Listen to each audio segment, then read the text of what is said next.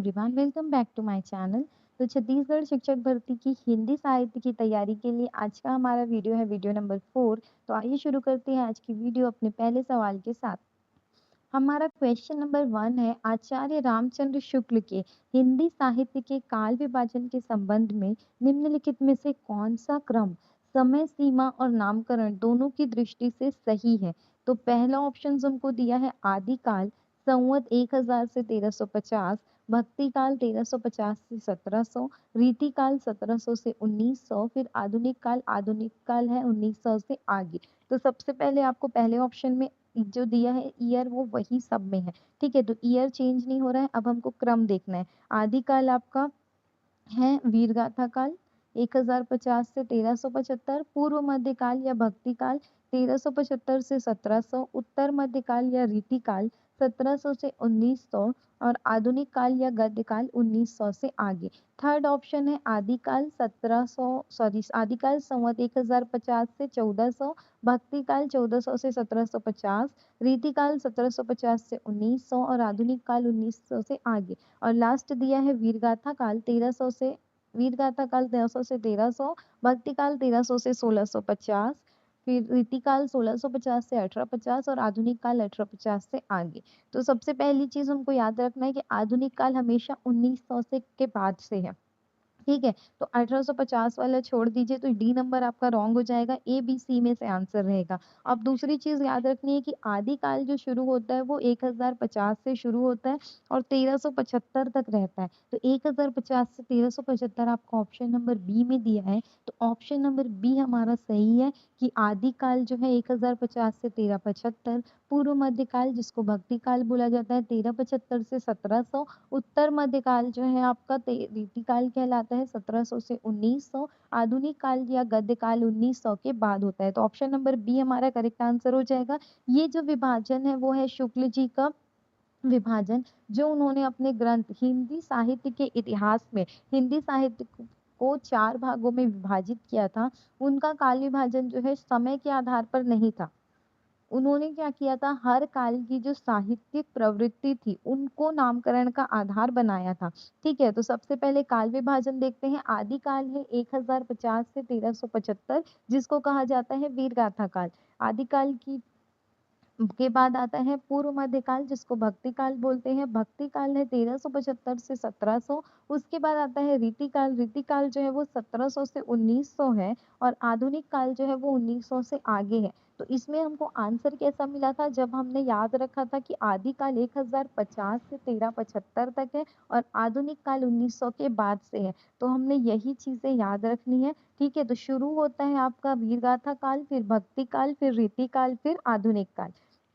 वीरगाथा काल जो है वो आदिकाल है। भक्ति और रीति जो है वो मध्यकाल है। भक्ति काल पूर्व मध्यकाल और रीति काल उत्तर मध्यकाल। नेक्स्ट क्वेश्चन देखते हैं। आचार्य रामचंद्र शुक्ल जी द्वारा आदिकाल को वीरगाथा काल कहे जाने की सबसे महत्वपूर्ण आधारभूत विशेषता क्या थी? ऑप्शन है, इस काल में केवल वीर रस की रचनाएं हुई, उपलब्ध काव्य सामग्री में राजाश्रय, युद्धवीरता और आदर्शता के यश वर्णन की प्रधानता दिखाई देती है। इस काल में भक्ति साहित्य का पूर्ण अभाव था। ये सभी रचनाएं ऐतिहासिक दृष्टि से प्रमाणित है। तो यहाँ तो आप देख के बता सकते हो कि काव्य सामग्री जो थी उसमें राजाश्रय, युद्धवीरता और आश्रयदाता के यश वर्णन की प्रधानता दिखाई देती है। तो ऑप्शन नंबर बी हो जाएगी। इस काल के कवि जो थे वो चारण कवि कहलाते थे, क्योंकि वो राजा के पास रहते थे और उनकी रचनाएं उनके यश का गुणगान करते थे, यश गान करते थे। ठीक है, तो वीर गाथा काल का सिर्फ ये मतलब नहीं है कि इसमें हमको सिर्फ वीर गाथा की रचनाएं मिली है। इसका ये मतलब है कि इसमें गाथा की जो रचनाएं हैं वो बहुलता में है। पर इसमें आपको धार्मिक साहित्य भी मिलेगा, सिद्ध साहित्य, नाथ साहित्य, जैन साहित्य, ये सब मिलेगा। ठीक है, तो इस काल में क्योंकि वीरगाथा काल की रचनाएं ज्यादा हुई है इसलिए इसको वीरगाथा काल कहा गया है। पर ऐसा नहीं है कि आदि काल में आपको जो है ना सिद्ध साहित्य मिलेगा, नाथ साहित्य मिलेगा, जैन साहित्य मिलेगा और ये सब हमने पढ़ना है। इसके बाद देखते हैं तीसरा प्रश्न, हिंदी साहित्य के इतिहास में काल विभाजन में आचार्य रामचंद्र शुक्ल की सबसे बड़ी विशेषता कौन-सी मानी जाती है? उन्होंने केवल कवियों के नाम को, जन्म वर्ष को आधार बनाया, केवल राजनीतिक इतिहास को आधार बनाया, कालक्रम के साथ साहित्यिक प्रवृत्ति को भी आधार बनाया या केवल भाषा विज्ञान को आधार बनाया? तो आचार्य रामचंद्र शुक्ल जी की जो सबसे बड़ी विशेषता ये है कि उन्होंने बहुत सारी चीज़ों को समावेशित किया था। काल विभाजन उन्होंने समय के हिसाब से भी किया, प्लस उस काल में जो रचनाएँ थी, उन रचनाओं में सबसे ज़्यादा कौन-सी साहित्यिक रचनाएँ थी, उसको उन्होंने आधार बनाया। तो ऑप्शन नंबर सी इसका करेक्ट आंसर हो जाएगा कि साहित्यिक प्रवृत्तियों को आधार बनाया है। उनका काल विभाजन इसलिए महत्वपूर्ण है क्योंकि उन्होंने कला काल भी देखा है, समय भी देखा और साहित्यिक प्रवृत्ति भी देखी है। तो आदिकाल को नाम दिया उन्होंने वीरगाथा काल, मध्यकाल में 2 आते हैं, पूर्व मध्यकाल और उत्तर मध्यकाल। पूर्व मध्यकाल में आपकी भक्ति काल है, भक्ति काल की जो अलग-अलग धाराएँ हैं, 2 धाराएँ हैं ना, एक प्रेम मार्गी शाखा और एक ज्ञान मार्गी शाखा। फिर प्रेम मार्गी शाखा में आपको 2 मिलेंगे, कृष्ण भक्ति शाखा और राम भक्ति शाखा, और ज्ञान मार्गी शाखा में आपको 2 मिलेंगे। कौन-कौन से हैं? प्रेमाख्यानक काव्य है और जिसमें और एक सूफी आख्यानक काव्य, प्रेम और ज्ञान ऐसा कुछ है, ज्ञानाश्रयी शाखा और प्रेमाश्रयी शाखा, ठीक है ना। भक्ति काल और के बाद आता है रीति काल। तो रीति काल में आपको रीति, श्रृंगार, अलंकार और काव्य शास्त्र की रचनाएं मिलेंगी। तो रीति काल में भी 3 आता है, एक रीति मुक्त, रीतिबद्ध, ऐसे करके 3 होते हैं, ठीक है। उसके बाद आधुनिक काल है। आधुनिक काल में आपको गद्य, राष्ट्रीय चेतना, सामाजिक यथार्थ, आधुनिक चिंतन सब मिलेगा। नेक्स्ट हम देखते हैं कौन सा युग्म शुक्लीय काल विभाजन में गलत सुमेलित है। आदिकाल को वीरगाथा काल बोलते हैं, ये तो सही है। पूर्व मध्य काल को भक्ति काल बोलते हैं, ये भी सही है। उत्तर मध्य काल को रीति काल बोलते हैं, ये भी सही है। पर आधुनिक काल को गद्य काल बोला जाता है, अलंकार काल नहीं बोला जाता। तो ऑप्शन नंबर डी जो है वो गलत हो जाएगा, ठीक है। नेक्स्ट क्वेश्चन देखते हैं, हिंदी साहित्य में आदिकाल और वीरगाथा काल के संबंध में कौन सा कथन सर्वाधिक उपयुक्त है? ऑप्शंस दिए हैं, दोनों सभी इतिहासकारों द्वारा समान अर्थ में स्वीकार किए गए हैं। आदिकाल कालगत संकेत देता है जबकि वीरगाथा काल विशिष्ट साहित्यिक प्रवृत्ति को रेखांकित करता है। आदिकाल केवल धार्मिक साहित्य के लिए प्रयुक्त होता था या वीरगाथा काल नाम हजारी प्रसाद द्विवेदी जी ने दिया। तो आपको बोला जा रहा है कि कौन सा सर्वाधिक उपयुक्त है। तो इसमें क्या हुआ था कि आदिकाल कालगत संकेत देता है और वीरगाथा काल ये बताता है कि इसमें साहित्यिक प्रवृत्ति जो थी वीरगाथा थी। तो ऑप्शन नंबर 20 का करेक्ट आंसर हो जाएगा। आदिकाल जो है वो समय का नाम, और शुक्ल जी ने दोनों को साथ रखकर लिखा था, आदिकाल या वीरगाथा काल, ठीक है। और शुक्ल जी के काल विभाजन से संबंधित है। इसके बाद है आदिकाल साहित्य में सिद्ध साहित्य और नाथ साहित्य को अलग से महत्व देने का प्रमुख कारण क्या था? दोनों में केवल राजाओं की वीरता का वर्णन है, साहित्यिक धाराएं, धार्मिक साधनात्मक चिंतन, लोकभाषिक अभिव्यक्ति और रूढ़ियों के प्रति प्रश्नाकुलता से जुड़ी है। दोनों केवल श्रृंगार प्रधान है या दोनों संस्कृत में लिखे गए हैं। तो आदिकाल में जो था वो सिद्ध साहित्य, नाथ साहित्य, जैन साहित्य, इनकी रचनाएं भी थी। पर ये रचनाएं जो थी ना, ये आपकी धार्मिक साधना थी, उसमें लोक भाषिक अभिव्यक्ति थी और रूढ़ियों के प्रति प्रश्नाकुलता है, मतलब इसमें जो पुरानी घिसी पीटी मान्यताएं हैं उनका विरोध किया गया था। तो इन सब चीजों की वजह से इनको अलग से जगह दिया। इनमें बाह्य आडंबरों का विरोध था, साधना थी, सहजता थी, तो ये सारे तत्व मिलते हैं। बाद के जो निर्गुण संत साहित्यकार है, कबीर की वाणी को समझने में सिद्धनाथ परंपरा का अध्ययन उपयोगी है। नेक्स्ट क्वेश्चन है, निम्नलिखित में से आपको आदिकालीन साहित्यिक प्रवृत्ति और उसके प्रतिनिधि साहित्य के संदर्भ में उपयुक्त कथन ढूंढना है। सिद्ध साहित्य साधना और रूढ़ि विरोध, रीति काव्य निर्गुण भक्ति, संत साहित्य राजदरबारी वीर गाथा और सूफी काव्य शुद्ध अलंकार शास्त्रीय विवेचन। तो सिद्ध साहित्य में साधना और रूढ़ि विरोध ये सही है, पर रीति काव्य में क्या होता था, श्रृंगार, रीति और अलंकार होता था। तो इसमें निर्गुण भक्ति नहीं आएगी, तो बी गलत हो जाएगा। संत साहित्य क्या थे? संत साहित्य जो थे ये राजा के आश्रित नहीं थे बल्कि भक्ति और आध्यात्मिक चेतना के कवि थे। और सूफी काव्य जो थे वो प्रेम के कवि लिखते थे, ठीक है, प्रेम साहित्य लिखते थे, तो वो आ गए सूफी साहित्य में। तो option number A correct answer हो जाएगा कि सिद्ध साहित्य में साधना, सहजता और पूर्ण धार्मिक कर्मकांडों के प्रति प्रश्नाकुलता मिलती है। सिद्ध जो थे वो साधना और सहजता देखते थे, नाथ जो थे वो योग और गुरु साधना देखते थे, संत जो थे वो निर्गुण भक्ति के थे, सामाजिक और धार्मिक रूढ़ियों का विरोध करते थे। ठीक है। इसके बाद हम देखते हैं आचार्य रामचंद्र शुक्ल के भक्ति काल विभाजन के अनुसार कौन सा वर्गीकरण सही है। तो हमने बताया था भक्ति काल दो भागों में बटा हुआ था, निर्गुण भक्ति धारा और सगुण भक्ति धारा। निर्गुण भक्ति धारा में दो थे, एक ज्ञानाश्रयी और एक प्रेमाश्रयी। और सगुण भक्ति धारा में दो थे, एक थे रामाश्रयी और एक कृष्ण आश्रयी। ठीक है, तो ऑप्शन नंबर ए इसका करेक्ट आंसर हो जाएगा। निर्गुण भक्ति धारा में ज्ञान मार्गी शाखा और प्रेम मार्गी शाखा। ज्ञान मार्गी शाखा में आपके संत कब लोग आते हैं, जैसे कबीर दास, रैदास, दादू दयाल ये। और प्रेम मार्गी शाखा में आपके सूफी कवि आते हैं, जैसे मलिक मोहम्मद जायसी, मंझन, कुतुबन आदि। सगुण में राम भक्ति धारा और कृष्ण भक्ति धारा। राम भक्ति धारा में आपके आते हैं तुलसीदास जी, और कृष्ण भक्ति धारा में सूरदास, मीराबाई, रसखान ये लोग आते हैं। तो निर्गुण में ज्ञान और प्रेम है और सगुण में राम और कृष्ण है। नेक्स्ट है किस कवि को शुक्ल वर्गीकरण में निर्गुण ज्ञानाश्रयी शाखा से संबंध करना सर्वाधिक उपयुक्त है। सूरदास, कबीर, तुलसीदास और रसखान। तो यहाँ हम देखते हैं कि सूरदास जी तो कृष्ण भक्ति धारा के, तुलसीदास जी राम भक्ति धारा के, और रसखान जो है वो कृष्ण भक्ति धारा के। पर कबीरदास जी जो है वो निर्गुण भक्ति धारा के। और निर्गुण में भी कौन से है, वो ज्ञानाश्रयी है या प्रेमाश्रयी है, तो वो ज्ञानाश्रयी है। ठीक है। वो निर्गुण निराकार ईश्वर को मानते थे और गुरुओं की महत्ता करते थे, जाति पाति का विरोध करते थे, बाह्य आडंबर का विरोध करते थे, अनुभवजन्य ज्ञान था, सामाजिक रूढ़ियों पर प्रहार करते थे। नेक्स्ट क्वेश्चन है कौन सा युग निर्गुण प्रेमाश्रयी सूफी काव्य धारा से समर्पित है। जायसी पद्मावत, सूरदास सूरसागर, तुलसीदास रामचरितमानस, ये बिहारी बिहारी सतसई। तो निर्गुण भक्ति धारा की प्रेम आश्रय शाखा में आते हैं मलिक मोहम्मद जायसी, जिनकी रचना है पद्मावत। तो ऑप्शन नंबर ए इसका करेक्ट आंसर हो जाएगा। पद्मावत जो है वो प्रेम आख्यानक परंपरा की महत्वपूर्ण कृति है। और यहाँ प्रेम जो है वो लौकिक प्रेम तक सीमित नहीं है, इसमें लौकिक प्रेम के माध्यम से परम सत्ता की प्राप्ति का प्रतीकात्मक विधान दिखाई देता है। तो इसमें सूरदास जी जो थे वो कृष्ण भक्ति शाखा के थे, तुलसीदास जी राम भक्ति शाखा के थे, और बिहारी जो थे वो रीति काल के कवि है, रीतिकालीन दोहा और श्रृंगार। नेक्स्ट है भक्ति काल को हिंदी साहित्य का अत्यंत महत्वपूर्ण काल मानने का सबसे साहित्यिक कारण कौन सा है। इसमें केवल धार्मिक उपदेश मिलते हैं, तो केवल आ गया तो वो तो गलत ही हो जाएगा। केवल राज दरबारों के लिए साहित्य लिखा गया था, तो ये भी गलत है। संस्कृत साहित्य का पूर्णतः अनुकरण हुआ, ये भी गलत है। तो आपको correct answer option number B मिल गया कि इसमें अलग अलग सामाजिक, धार्मिक, आध्यात्मिक और लोकाभिमुख धाराओं ने हिंदी साहित्य को व्यापक जनाधार दिया। ठीक है।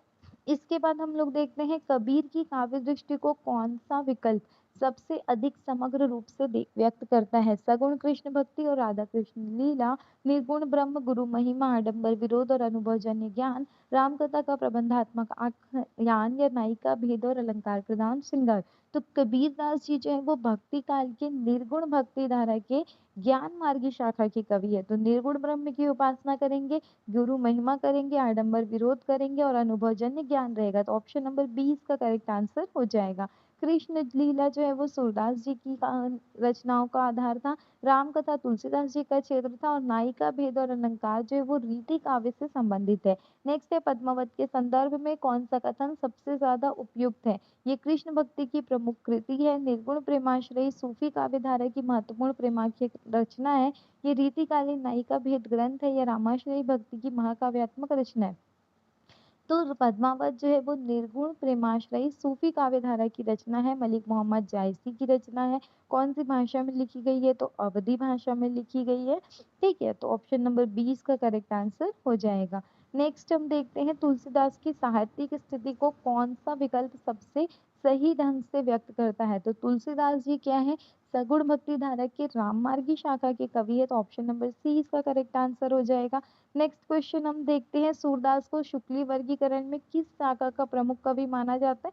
तो सूरदास को माना जाता है आपकी कृष्ण राम भक्त सॉरी सूरदास जी है कृष्ण भक्ति शाखा के कवि हो जाएंगे। तो ऑप्शन नंबर डी हो जाएगा इसका करेक्ट आंसर।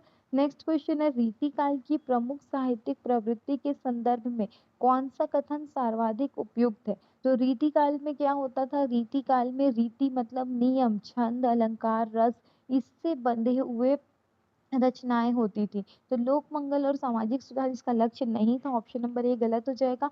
काव्य शास्त्री रीति और श्रृंगार इसका प्रधानता दिखाई देती है, तो बी नंबर हमारा सही है। केवल निर्गुण ब्रह्म की उपासना, ये गलत है।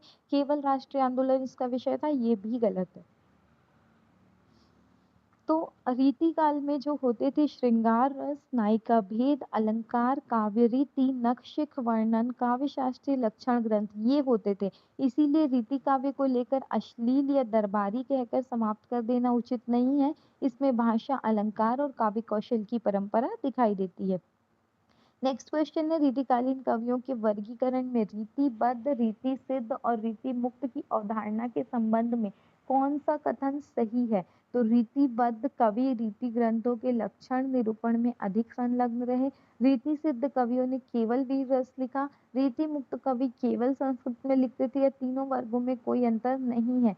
तो यहाँ पे बी देखिए जो है केवल केवल वाले 20 ही गलत हो जाएंगे। इसमें रीति ग्रंथों के लक्षण निरूपण में अधिक संलग्न रहे रीतिबद्ध कवि, तो ऑप्शन नंबर ए जो है वो करेक्ट हो जाएगा। रीतिबद्ध कवि क्या होते थे? जो काव्य शास्त्रीय लक्षणों और रीति निरूपण के आधार पर काव्य ग्रंथ रचना करते थे।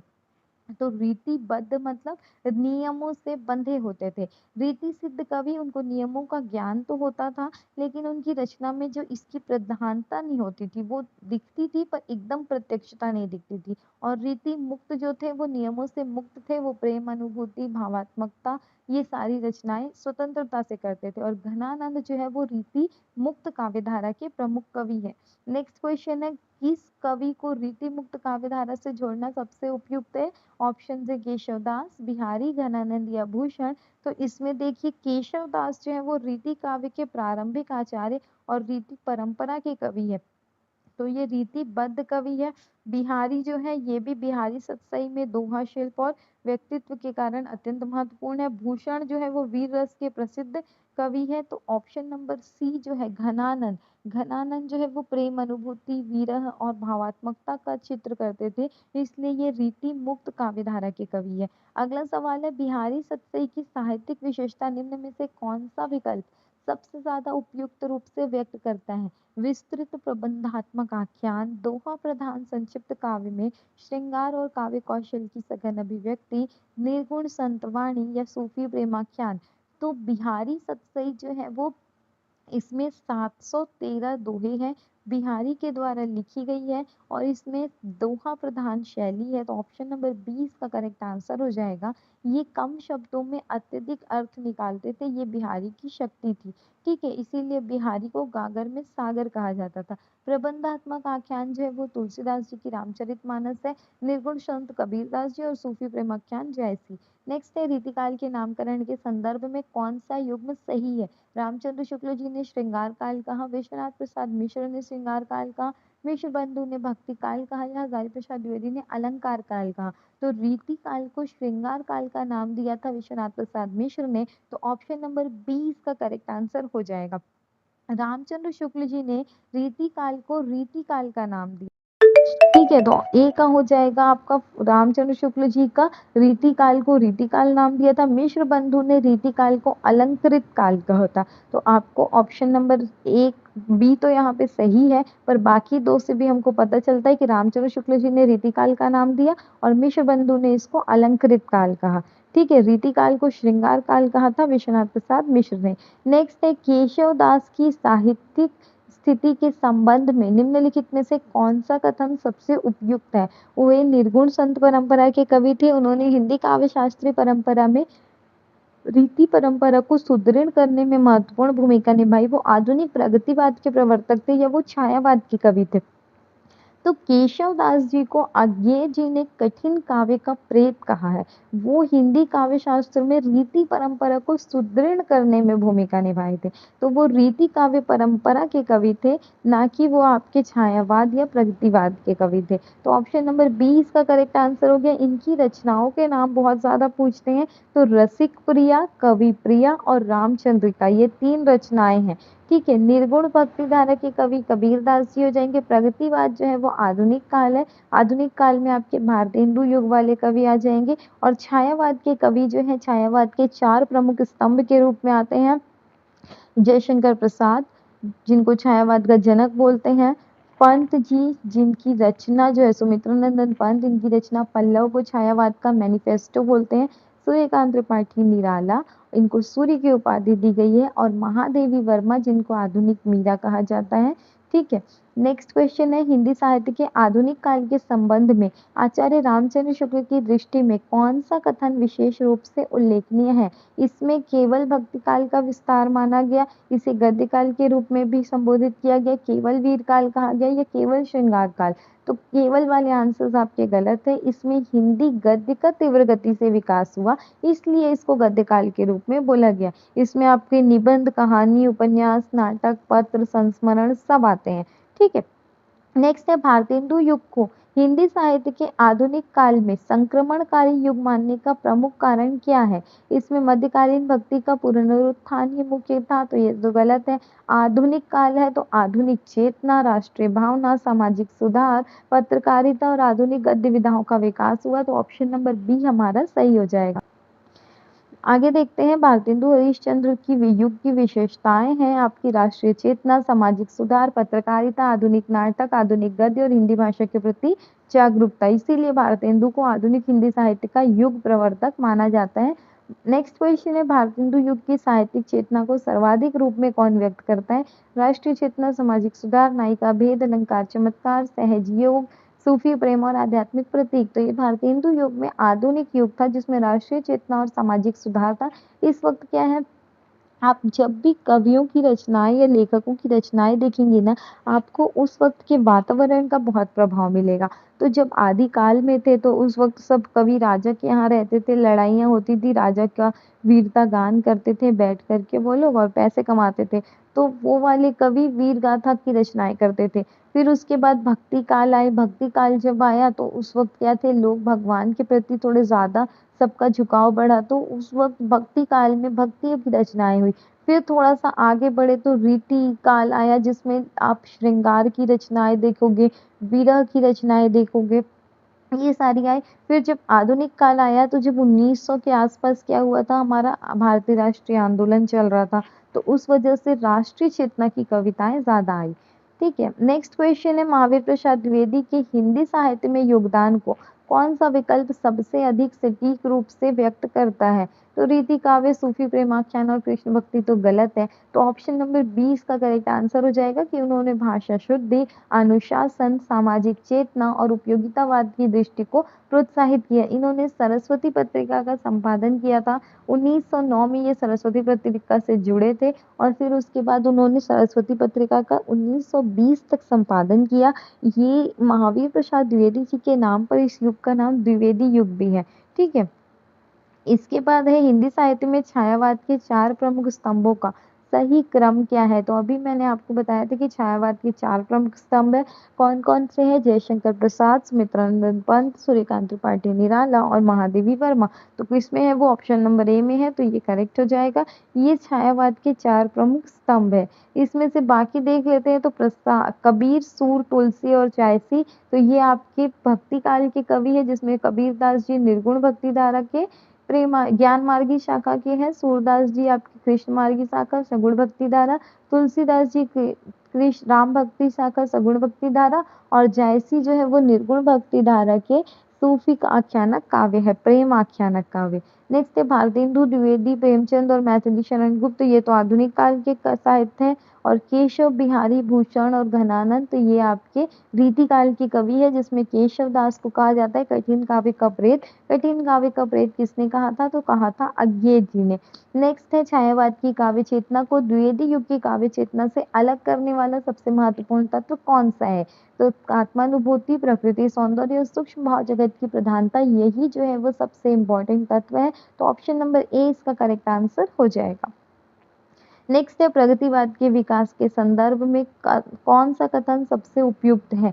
तो प्रगतिवाद है तो समाज की प्रगति आपको दिखाई देनी चाहिए, तो जिसमें समाज की बात की गई है वो आंसर आपका करेक्ट हो जाएगा। तो ऑप्शन नंबर ए इसका करेक्ट आंसर हो जाएगा।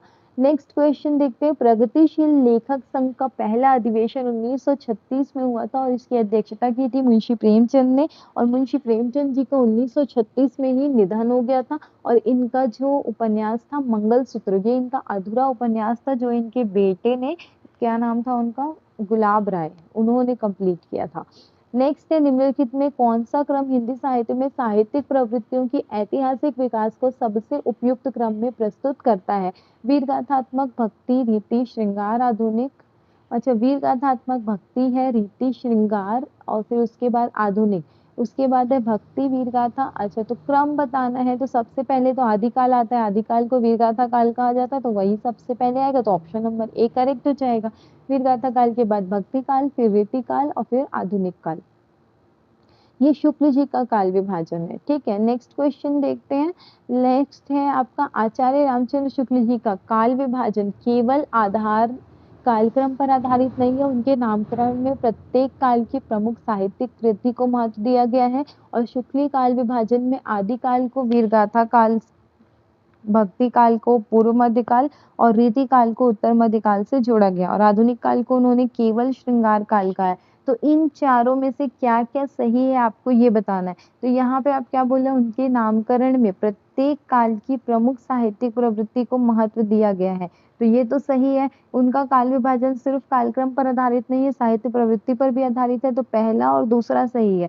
तो उसके बाद तीसरा, शुक्ल जी ने आदिकाल को वीरगाथा काल किया है, ठीक है। भक्ति काल को पूर्व मध्यकाल सही है, रीति काल को उत्तर मध्यकाल ये भी सही है, पर आधुनिक काल को श्रृंगार काल कहा है क्या? नहीं, तो पहला दूसरा तीसरा सही है, तो ऑप्शन नंबर सी इसका करेक्ट आंसर हो जाएगा। नेक्स्ट क्वेश्चन देखते हैं। तो ये 30 क्वेश्चंस थे शुक्ल जी के इतिहास से, और आदिकाल की समय सीमा है 1050 से 1375, भक्ति काल है 1375 से 1700, रीति काल है 1700 से 1900 और आधुनिक काल है 1900 के बाद। आदिकाल का दूसरा नाम है वीरगाथा काल, भक्ति काल का दूसरा नाम है पूर्व मध्यकाल और रीति काल उत्तर मध्यकाल है, आधुनिक काल जो है वो गद्य काल है। निर्गुण भक्ति धारा की, भक्ति काल की दो शाखाएं हैं, निर्गुण भक्ति धारा और सगुण भक्ति धारा। निर्गुण भक्ति धारा में दो शाखाएं हैं, ज्ञानाश्रयी और प्रेमाश्रयी। ज्ञानाश्रयी की जो कवि है वो कबीरदास जी, और प्रेमाश्रयी जो है वो सूफी आख्यानक काव्य जिसके कवि मलिक मोहम्मद जायसी है। सगुण भक्ति धारा की जो शाखाएं हैं उसमें दो शाखाएं हैं, रामाश्रयी और कृष्णाश्रयी। रामाश्रयी में तुलसीदास जी आते हैं और कृष्णाश्रयी में आपके आते हैं सूरदास जी। नेक्स्ट है पद्मावत, जो रचना है वो मलिक मोहम्मद जायसी की है, रामचरितमानस तुलसीदास जी की है, सूर सागर सूरदास जी की है, रीति मुक्त कवि है घनानंद बिहारी, सतसई बिहारी ने लिखी है, इसमें 713 दोहे हैं। श्रृंगार काल नाम दिया था आदिकाल को विश्वनाथ प्रसाद मिश्र ने, अलंकृत काल कहा था मिश्र बंधु ने, और रीति काल कहा था रामचंद्र शुक्ल जी ने। छायावाद के 4 स्तंभ है, सूर्यकांत त्रिपाठी निराला, जयशंकर प्रसाद, सुमित्रानंदन पंत और महादेवी वर्मा। प्रगतिशील लेखक संघ का पहला अधिवेशन 1936 में हुआ था लखनऊ में, और इसके अध्यक्ष थे मुंशी प्रेमचंद। अब आगे के क्वेश्चन देखते हैं। तो आचार्य रामचंद्र शुक्ल जी ने आदिकाल को वीरगाथा काल कहा, ये कथन तो सही है। मिश्र बंधुओं ने इसको आदिकाल कहा, तो मिश्र बंधुओं ने इसको आदिकाल कहा था क्या? इसके बाद देखते हैं, हजारी प्रसाद द्विवेदी ने आदिकाल नाम को अधिक व्यापक और उपयुक्त माना, और वीरगाथात्मक नामकरण से इस काल की समस्त साहित्यिक प्रवृत्तियों का प्रतिनिधित्व होता है। तो ऑप्शन नंबर 4 देखिए, आपको बोला जा रहा है समस्त साहित्यिक प्रवृत्तियों, तो समस्त साहित्यिक प्रवृत्ति नहीं है, मैक्सिमम है, मतलब ज्यादा रचनाएं इसमें लिखी गई है, पर आपको श्रृंगार की भी रचनाएं मिलेंगी। ठीक है, इसीलिए ऑप्शन नंबर 4 भी गलत हो जाएगा, तो आपका पहला और दूसरा सही है। तो पहला और दूसरा, दूसरा तो सही नहीं ना, मिश्र बंधुओं ने इसको आदिकाल कहा गया था, पहला और तीसरा सही है कि मिश्र बंधुओं, हजारी प्रसाद द्विवेदी ने आदिकाल का नाम माना और रामचंद्र शुक्ल जी ने वीरगाथा काल कहा।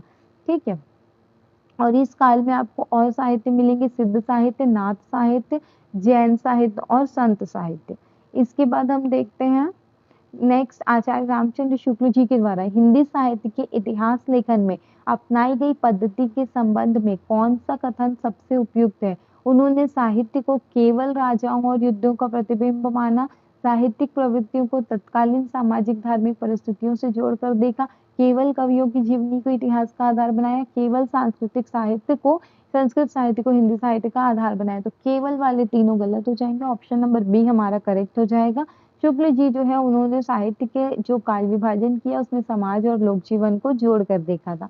नेक्स्ट हम देखते हैं, नेक्स्ट क्वेश्चन है आपका, हिंदी साहित्य के इतिहास के संदर्भ में कौन सा कथन रामचंद्र शुक्ल जी की साहित्य दृष्टि को सबसे अधिक व्यक्त करता है। साहित्य का मूल्य केवल उसके आलंकारिक सौंदर्य से निर्धारित होता है, तो ये तो गलत ही है। साहित्य में लोकमंगल और सामाजिक जीवन के संबंध को महत्व दिया जाता है, तो ये सही है। उद्देश्य केवल मनोरंजन है और केवल राजाश्रय है, तो ए, सी और डी गलत है। ऑप्शन नंबर बी जो है वो सही है। आगे देखते हैं कि शुक्ल जी ने लोकमंगल अत्यंत महत्वपूर्ण माना है। उनके बाद श्रेष्ठ साहित्य सिर्फ व्यक्तिगत मनोरंजन नहीं माना है, उन्होंने कहा है कि मानव जीवन और समाज के व्यापक हित से जुड़ा होना चाहिए। उन्होंने तुलसीदास जैसे कवि का मूल्यांकन करते समय ये देखा है कि वो काव्य सौंदर्य नहीं लिखते, उन्होंने लोक जीवन और लोकमंगल की भावना भी देखी है। नेक्स्ट है कि किसने कौन सा नामकरण किया है, आपको बताना है। तो रामचंद्र शुक्ल जी ने रीतिकाल नाम दिया था क्या? तो ये तो सही है। मिश्र बंधु ने छायावाद नाम दिया? नहीं, मिश्र बंधु ने रीतिकाल को क्या नाम दिया था? उन्होंने नाम दिया था अलंकृत काल। विश्वनाथ प्रसाद मिश्र ने वीरगाथा काल कहा था? नहीं, विश्वनाथ प्रसाद मिश्र ने क्या कहा था? श्रृंगार काल। और हजारी प्रसाद द्विवेदी जी जो थे उन्होंने आदिकाल को आदिकाल का नाम ही माना। ठीक है, तो ऑप्शन नंबर डी जो है ये भी गलत है, तो ऑप्शन नंबर ए सही हो जाएगा। रामचंद्र शुक्ल जी ने रीतिकाल को कहा था रीतिकाल, मिश्र बंधु ने रीतिकाल को अलंकृत काल और विश्वनाथ प्रसाद मिश्र ने रीतिकाल को श्रृंगार काल। कौन सा विकल्प हिंदी साहित्य के आदिकालीन साहित्य के सबसे अधिक सही ढंग से व्यक्त करता है? केवल वीरगाथात्मक, केवल सिद्ध और नाट्य, वीरगाथा, सीध, नाथ, जैन, सभी साहित्यिक धाराएं या केवल कृष्ण भक्ति साहित्य? तो ऑप्शन नंबर सी यहाँ पे करेक्ट हो जाएगा कि वीरगाथात्मक साहित्य भी है, सिद्ध साहित्य भी है, जैन साहित्य भी है, सब है। नेक्स्ट है सिद्ध साहित्य और संत साहित्य के बीच संबंध के संबंध में कौन सा कथन ज्यादा उपयुक्त है? दोनों के बीच कोई वैचारिक संबंध नहीं है। संत साहित्य पर सिद्ध नाथ परंपराओं की साधना, सहजता और रूढ़िवादी विरोधी चेतना का प्रभाव दिखाई देता है। संत साहित्य सीधी रीति काव्य से विकसित हुआ और सिद्ध साहित्य कृष्ण भक्ति का पूर्व रूप था। तो सिद्ध साहित्य और संत साहित्य के बीच का जो संबंध है उसमें ज्यादा उपयुक्त क्या हो जाएगा कि संत साहित्य पर सिद्ध नाथ परंपराओं की साधना, सहजता और रूढ़िवादी चेतना का प्रभाव देखा जा सकता है। नेक्स्ट क्वेश्चन है भक्तिकालीन निर्गुण और सगुण भक्ति के संबंध में कौन से कथन गलत है? निर्गुण भक्ति में ईश्वर को निराकार रूप में ग्रहण करने की प्रवृत्ति है। सगुण भक्ति में साकार और मानवीय रूप की उपासना की जाती है। निर्गुण भक्ति की प्रमुख शाखाएं ज्ञानाश्रयी, ज्ञानाश्रयी और प्रेमाश्रयी। सगुण भक्ति की प्रमुख शाखाएं ज्ञानाश्रयी और प्रेमाश्रयी। तो ये क्वेश्चन हमने इतनी बार किया कि सगुण भक्ति धारा की दो शाखाएं हैं, एक शाखा आपकी क्या है? कृष्ण भक्ति और एक है राम भक्ति। तो ऑप्शन नंबर डी जो है वो गलत है, बाकी तीनों जो है वो सही है। नेक्स्ट क्वेश्चन है कौन सा युग्म भक्तिकालीन कवि और उनकी प्रमुख काव्य दृष्टि का गलत सुमेलन है? तो कबीर निर्गुण भक्ति धारा के सही है, मलिक मोहम्मद जायसी सूफी प्रेमाख्यान सही है, तुलसीदास राम भक्ति सही है, पर सूरदास जी जो है वो सगुण भक्ति धारा के कृष्ण मार्गी शाखा के कवि है। नेक्स्ट है निम्नलिखित में से किस विशेषता के कारण तुलसीदास की भक्ति दृष्टि को कबीर की भक्ति दृष्टि से अलग करते हैं? तो तुलसीदास जी जो है वो सगुण राम की उपासना करते हैं और निर्गुण ब्रह्म की उपासना करते हैं कबीरदास जी। तो ऑप्शन नंबर कौन सा सही हो जाएगा? ए सही हो जाएगा। नेक्स्ट क्वेश्चन देखते हैं 40 नंबर है रीतिकालीन साहित्य के संबंध में कौन सा कथन सर्वाधिक उपयुक्त है? तो रीतिकाल का जो नाम दिया था वो दिया था आचार्य रामचंद्र शुक्ल ने। रीतिकाल को श्रृंगार काल कहा था आपके विश्वनाथ प्रसाद मिश्र ने। अलंकृत काल कहा था आपके मिश्र बंधुओं ने। रीतिकाल में क्या था? श्रृंगार, रीति, अलंकार, नायिका, भेद, वीर सभी प्रवृत्तियां मिलती हैं। तो ऑप्शन नंबर सी इसका करेक्ट आंसर हो जाएगा। कौन सी विकल्प में रीतिकालीन कवि प्रमुख विशेषता का सही संबंध है? तो केशव दास जी जो है वो रीति काव्य की परंपरा के कवि है, तो रीति काल परंपरा के कवि हो जाएंगे। ऑप्शन नंबर ए सही हो जाएगा। बिहारी निर्गुण साधना के कवि है? तो नहीं, बिहारी निर्गुण साधना के नहीं, वो दोहा श्रृंगार के कवि है। भूषण सूफी प्रेमाख्यान के नहीं है और घनाना रामकथा से नहीं है, तो ऑप्शन नंबर ए बस सही है। केशवदास रीति काल के रीतिबद्ध काव्य धारा के कवि है। केशवदास को कठिन काव्य का प्रेत कहा जाता है। इनकी 3 रचनाएं प्रमुख हैं, रसिक प्रिया, कवि प्रिया और रामचंद्रिका। ये एग्जाम में पूछता है। भूषण आपके वीर रस के कवि है। घनानंद जो है व्यक्तिगत प्रेम और विरह की भावात्मक अभिव्यक्ति के कवि है। घनानंद जी की कविताओं में आपको सुजान नाम दिखाई देगा। ये सुजान जो है तो 2 ऑप्शंस के लिए दिखाई देता है। पहला जो है वो उनकी प्रेमिका का नाम है, फिर उस प्रेमिका से बिछड़ जाते हैं वो और उसके बाद वो जाते हैं आपके काशी, तो काशी में उन्होंने सुजान नाम से कृष्ण जी की उपासना की और उनके लिए रचनाएं की। इसके बाद है किस कवि की काव्यगत विशेषता व्यक्तिगत प्रेमानुभूति की तीव्रता से अधिक जुड़ी है? घनानंद, केशवदास, भूषण या देव? तो व्यक्तिगत प्रेम किसमें है? घनानंद में है, तो ऑप्शन नंबर ए इसका करेक्ट आंसर हो जाएगा। घनानंद रीतिकाल के सामान्य लक्षण ग्रंथ और दरबारी ढांचे से अलग व्यक्तिगत प्रेमानुभूति की ओर अधिक झुकते हैं। ठीक है, तो ये रीति मुक्त काव्यधारा के कवि माने जाते हैं। केशवदास जी जो है वो आचार्यत्व और रीति के कवि है।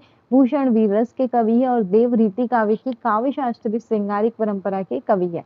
नेक्स्ट है रीतिबद्ध और रीतिमुक्त काव्य के अंतर को कौन सा कथन सर्वाधिक सही ढंग से व्यक्त करता है? रीतिबद्ध काव्य में काव्य शास्त्रीय नियम और लक्षण निरूपण की प्रवृत्ति अधिक है, जबकि रीति मुक्त काव्य में कम है। तो रीतिबद्ध मतलब नियम से बंधा हुआ, नियम से बंधा है तो सारी प्रवृत्ति दिखाई देंगी, और रीति मुक्त मतलब नियम से नहीं बंधा है तो इसमें कुछ दिखाई नहीं देगा। तो ऑप्शन नंबर ए इसका करेक्ट आंसर हो जाएगा। तो रीतिबद्ध में आपका सारे आपके काव्य शास्त्रीय लक्षण दिखाई देंगे, रीति मुक्त में आपको कुछ भी नहीं दिखाई देगा। ठीक है, नेक्स्ट है आचार्य रामचंद्र शुक्ल में साहित्य दृष्टि में लोकमंगल की अवधारणा को समझने के लिए कौन सा कवि विशेष रूप से महत्वपूर्ण है? तुलसीदास, बिहारी, केशवदास या घनानंद? तो इसका करेक्ट आंसर है आपका तुलसीदास जी, तो ऑप्शन नंबर ए इसका करेक्ट आंसर हो जाएगा। बिहारी जो है वो सूक्ष्म दोहा और श्रृंगार के कवि है, केशवदास जी रीति और काव्य शास्त्र के कवि है, और घनानंद से आपको व्यक्तिगत प्रेम की अनुभूति होगी। नेक्स्ट है आधुनिक हिंदी साहित्य के विकास में भारतेंदु युग और द्विवेदी युग के संबंध में कौन सा कथन सही है? तो भारतेंदु युग आपका आधुनिक काल है, द्विवेदी युग आपका जो है आपका द्विवेदी जी ने सरस्वती पत्रिका का संपादन किया तो उन्होंने साहित्य में रुचि दिखाई होगी। तो ऑप्शन नंबर ए यहाँ से हमको करेक्ट हो जाएगा। आधुनिक चेतना की शुरुआत की, भाषा विचार और साहित्य में अनुशासन को मजबूत किया। नेक्स्ट क्वेश्चन देखते हैं। नेक्स्ट क्वेश्चन क्या है? कौन सा कथन द्विवेदी युग और छायावाद के अंतर को सबसे अधिक विशिष्ट करता है? तो द्विवेदी युग में आपको सामाजिक राष्ट्रीय उपयोगिता दिखाई देंगी, नैतिक चेतना दिखाई देंगी, और छायावाद में आपको आत्मानुभूति, प्रकृति और सूक्ष्म भाव जगत दिखाई देगा। तो ऑप्शन नंबर ए इसका करेक्ट आंसर हो जाएगा। नेक्स्ट क्वेश्चन है छायावाद के संबंध में निम्नलिखित कथनों पर विचार कीजिए। तो छायावाद में व्यक्तिवाद और आत्मानुभूति को महत्व मिला, ये तो सही है। इसके बाद प्रकृति का मानवीकरण हुआ, ये भी सही है। इसमें केवल राजनीतिक विषय मिले तो ये गलत है। रहस्यात्मकता और सौंदर्य बोध भी इसके महत्वपूर्ण तत्व है, तो चौथा भी सही हो जाएगा। तो पहला, दूसरा और चौथा सही है, तो ऑप्शन नंबर क्या सही हो जाएगा? सी सही हो जाएगा।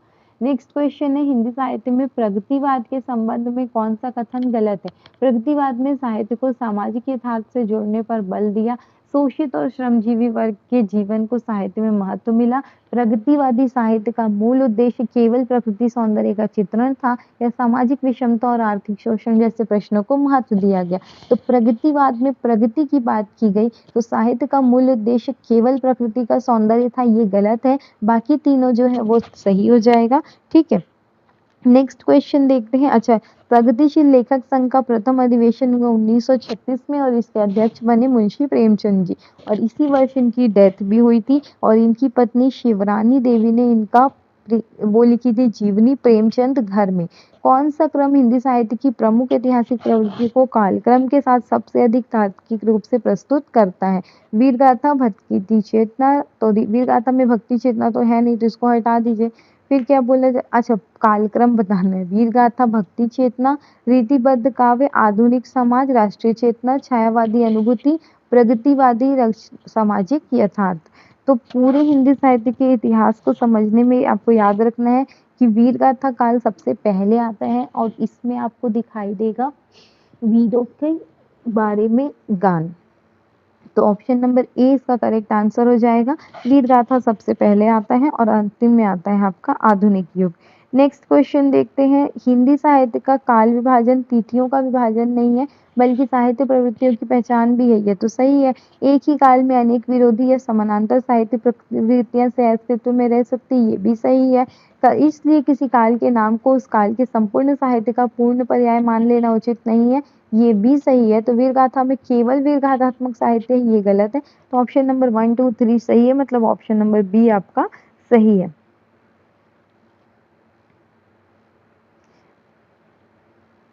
तो ये थे हमारे आज के 50 क्वेश्चंस। आई होप ये क्वेश्चंस आपके लिए इम्पोर्टेंट रहे।